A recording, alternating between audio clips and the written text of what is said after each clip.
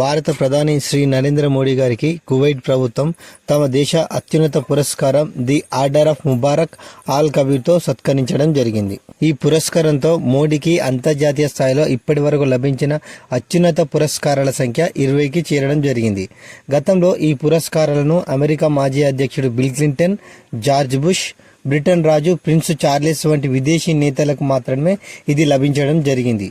కువైట్తో స్నేహ సంబంధాలు కలిగి ఉండే ప్రభుత్వాది నేతలు, రాజులు మరియు రాజకుటుంబాల సభ్యులకు ఈ పురస్కారాన్ని ప్రదానం చేస్తూ ఉంటుంది. ఇప్పటి వరకు మోడీ అందుకున్న అంతర్జాతీయ అవార్డులను దేశాల వైజ్గా తెలుసుకుందాం.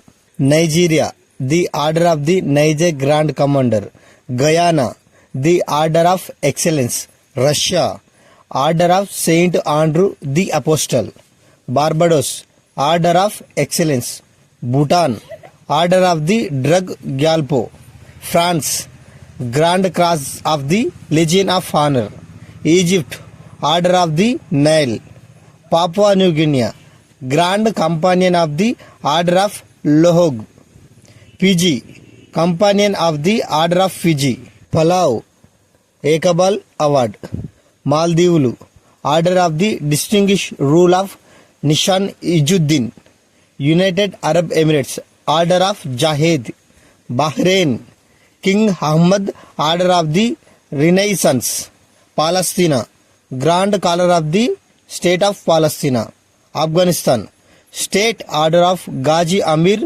Amanullah Khan, Saudi Arabia order of Abdul Aziz al Saud, King Abdullah Aziz సయాష్, America legion of merit, Dominica Dominica award of honour, Kuwait the order of Mubarak al Kabir. ఇలా ఇతర 20 దేశాల నుండి ఆ దేశాల యొక్క అత్యున్నత పౌర పురస్కారాలను మోడీ గారు అందుకోవడం జరిగింది.